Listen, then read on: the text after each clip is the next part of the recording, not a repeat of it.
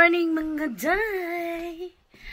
So, Monday na naman mga day, and syempre may pasok tayo later sa pabrika ulit mga day. But at the moment, syempre kailangan natin gumawa muna ng mga gawaing bahay. Ito yung advantage kapag panggabi mga day, kasi hindi ka naman masyadong puyat sa gabi. At the same time mga day, is makakagawa ka na gawaing bahay sa kapag araw mga day. So yun talaga ang gustong gusto ko, kaya pinipili ko magpanggabi. So si Sarah every Monday wala yung pasok mga day. Ang pasok na night 3 times a week, which is Tuesday, Wednesday, and Thursday. So yun ang pasok niya. And the rest sa bahay siya ng Monday and Friday mga day. So, Friday yan, nag-iisip na ako na pwede namin gawin. But at Monday, slow lang. Take your time, parang ganun. So, ngayon mga day, magtupi ako na naman ako ng mga pinaglaba ko nitong weekends. Sarah, nit dun! So, yan sa mga day. Very difficult kapag ang Sarah ay nasa bahay kasi marami ba siyang pinagkakabisihan mga day. Nauna siya nagising kanina, no, alas 7. Nauna siya nagising. Recently, maaga na siya nagigising, mga around 7 yan. Nen, Mama Nit Bausch. So, dati ay mga 8 or 9. Yan ang talagang gising niya dati. Pero ngayon, siguro dahil malaki na siya. So, maaga-aga na yung gising niya, mga day. So, thankful naman ako hindi siya nagigising ng mga midnight. So, tuloy-tuloy silang magkapatid, matulog talaga. So, hindi rin talaga ako puyat mga jay. Pero kanina na maaga siya nagising mga jay. Yan ang problema sa kanya pag maaga siya nagigising mga jay. Marami siyang kalakuhan na nagagawa na tulog pa kaming lahat. Yan, kanina nilaro niya lahat ng basilin mga jay. So, nagkalat po sa taas. Nilalagyan niya yung laundry. So, yun. Tapos, minsan, marami siyang kalokohan pag ginagawa, mga jay. So, common sa toddler. Mahabang pasensya, mga jay. So, yun. Nga pala, may share ko lang sa inyo na habang ako nagtutupi, gusto ko makapagchikahan sa inyo, mga jay. Ay, sa inyo lang ako nakakapagchika, mga jay. Kasi nga, hindi naman ako masyadong nagsasama-sama talaga dito sa mga Filipino na dito sa amin. May isa lang ako kaibigan, yun yung binisita natin sa Hilversum. Matagal ko na siyang kaibigan. She is a Christian also, mga day. Kaya kampante talaga ako, mga day. And I keep our friendship talaga since our kids are small. So, yun mga day, no? Ay, nay, libert nito.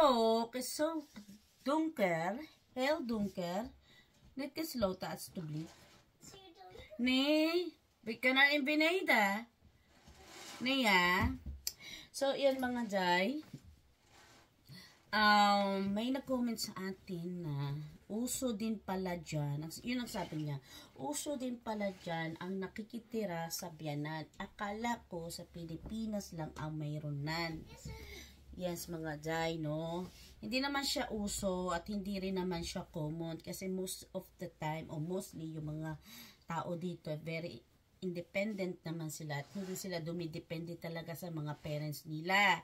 Unlike sa atin, sa iyong paghatas, lahat sa iyo na, no, bilang magulang.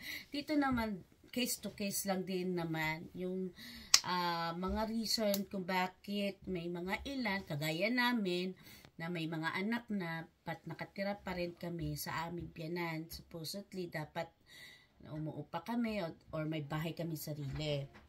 Since 10 years ago mga jay, no, naganap dito ang house crisis sa Netherlands. Napakahirap maghanap ng bahay. Una, mahaba ang line. It takes years talaga unless meron kang malaking money sa bulsa mo na kaya mo nang bumili, no? Pangalawa mga day, sobrang mahal ng bahay. Ang bahay dito ay nagre-range ng 400 to 500 or even more 1,000 ang presyo ng mga bahay dito. kumbaga sa peso, 30 million to 50 to 60 million ang bahay. Ang ano pa doon mga day, lumang bahay pa yon, hindi yun bagong bahay, hindi brand new house yun, nagkukos ng ganun kalaki. Ang mga bahay dito ay matatagal na, mga 30 to 50 years old yan. But the cost is still 30 million pesos, 50 million pesos. So, ganun kalaki yung kailangan na meron ka. So, may mga option naman ang mga tao dito mga day, which is mag-under mortgage or maghiram ng pera sa bangko. But, before ka makahiram ng pera sa bangko mga day, saan siya na kayo day? So, yun. Kung mag-under mortgage kayo mga day, Sarah! Kung mag-under mortgage naman kayo mga day, kailangan naman ang laman ng bangko ninyo is, halimbawa, yung binili ninyong bahay is 500,000 euros. At least, ang pera mo sa bangko ay nasa 10 to 20%. So, kayo na lang mag-multiply kung magkano yung pera na dapat nasa bangko ninyo. Plus pa dyan yung notaryo, mga ilang documents na nagkukos naman siya ng 10 to 15,000 euros. Bukod pa doon sa ipon ninyo sa bangko. So, dito mga day, ang hulugan ng mga bahay dito is nasa 20 to 30 years, no? Pero kung malaki naman yung pera ninyo sa bangko, magle-less talaga yung lifespan ng utang ninyo sa bahay, no? Meaning, tulad ng biyanan ko, nakuha nila fully paid yung bahay nila nung nag-age na si Opa ng 70 years old. Can you imagine? Kasi that time sila ay kumuha ng bahay, that time si Opa ay 45 years old. So, yun mga day. That time, mura pa yung bahay. Nasa 200 to 250,000 pa lang. Ngayon, wala ka na mabibiling ganong halaga. So, balik tayo sa tanong ng ating followers sa YouTube. Bakit uso din pala dyan, no? Sabi ko nga, case to case. Sa case naman namin, mga day, so, ang tagal ko na-convince si Papa na manghiram kami sa mortgage. Na sige, recently lang na okay, he decided na, kasi bumili kami ng bahay outside the Netherlands. We thought that okay, kaya natin doon manirahan, kaya natin doon mamuhay, yung mga sources, yung mga kailangan natin tulad ng financially, yung trabaho. So we end up na gawin na lang natin bakasyonan yun or retirement if ever na ano mo yun, magre-retire na talaga kami at may kahit paano may ipon. So nakita ni Papa na maganda yung potential ng kanyang company dito sa the Netherlands. So sabi niya, sige, manghiram na lang tayo ng pera sa mortgage. But then it takes time pa rin yun mga day. Hindi agad-agad na nakapag-decide kami, agad-agad maa-approve, no? We did not yet calculate our income, monthly income. Isa pa yon sa monthly income kasi ang titignan dyan may fast contract pa kung kayo ay underemployed. Kung kayo naman ay self-employed, at least 5 years pataas. At consistent yung income na buwan-buwan na dumarating. Pero kapag hindi consistent yung income na dumarating sa inyo, kung kapag kayo self-employed, mahihirapan ma-approve ng bangko. So sa case namin, we're same self-employed. So medyo mahirap, tagilid kami pareho.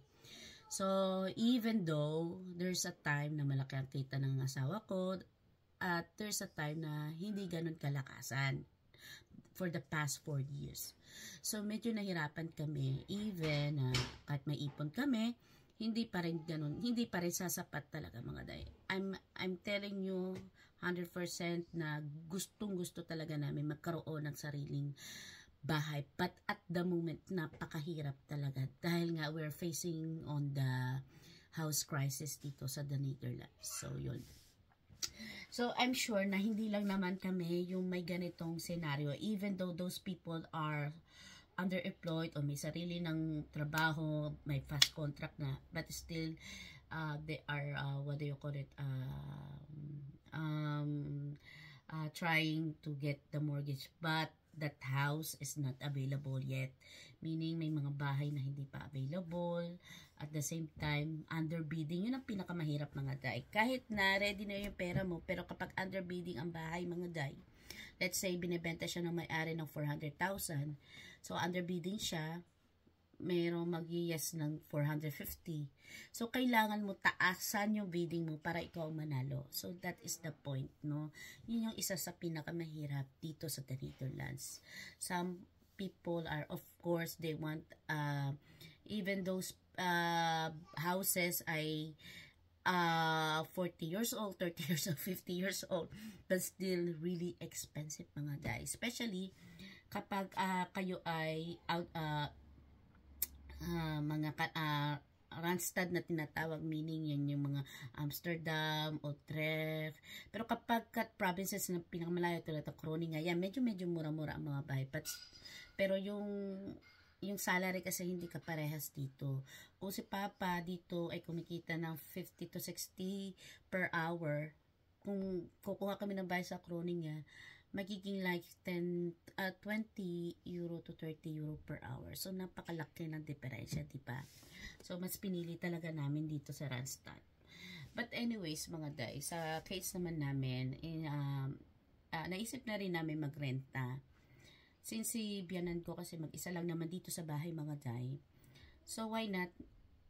Kami na lang mag-rent dito. So, meaning, mga day, in short, nirerentahan din namin itong bahay na to. Hindi kami libre na nakikitira dito.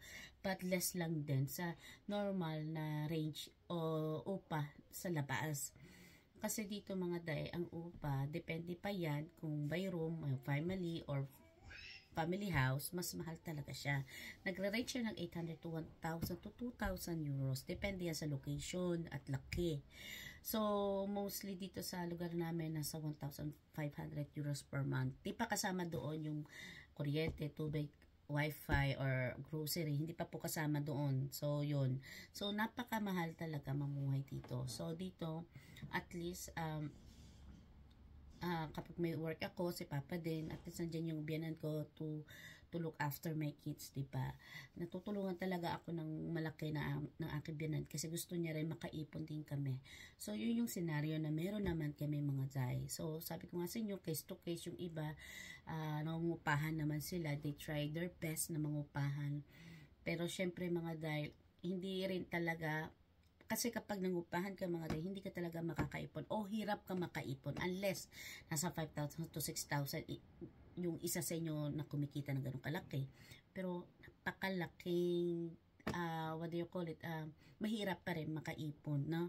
At malaki yung sinasahod mo kasi lalo na kapag may mga anak ka. Yung daycare naman dito, hindi naman free. So, isa talaga sa inyo ang hindi makakapag full-time job, no? Tapos yung isa, magpo-full-time job. Ganun lang talaga, balance lang din talaga. Sa case namin ni Papa, siya yung full-time, ako yung part-time. Kasi in my case, may dalawa kaming anak, so I cannot, no? So, yun mga guys. So, I hope na-explain ko ng maayos sa inyo kung bakit some of the Netherlands or Filipina like me na nakikitira pa rin sa biyanan. Actually, dati nga medyo nahihiya din talaga ako na i-open to, especially sa mga kaibigan ko. Kasi ayoko ma-judge. At the same time, hindi naman porket nakapangasawa ka ng puti, automatic mayaman ka, mapera ka. Pero in my case naman kasi I met Papa, my bebe, is alam mo yan, alam ko naman na ganyan, pero nasa isip ko magtutulungan na lang kami. Mas maganda nagtulungan kayo sa isang bagay na parehas kayong tumaas, na nagtulungan kayo. Masarap yung sa pakiramdam. At the same time mga day, minahal ko naman ang partner ko, not because of anything, no. Minahal ko siya dahil siya. Kung ano siya, ganun mga day. And that time I was willing to build up a family with him. So, yun mga day. So, yun mga day. I hope na-explain at nasabi ko sa ating followers yung kanyang comment. And para maging open up na rin to sa iba. I'm sure maraming case, maraming kagaya ko dito sa The Leaders, mga kapwa ko Filipina, are same cases. But then, we're still thankful sa Lord sa mga blessing na pinagkakaloob niya. So, yun lang mga Jai. And don't forget to subscribe our YouTube channel and comment down below. And i-share na rin ang ating YouTube video para marami ang makapanood mga Jai. So, yun lang mga Jai. And see you on my next vlog. Bye-bye!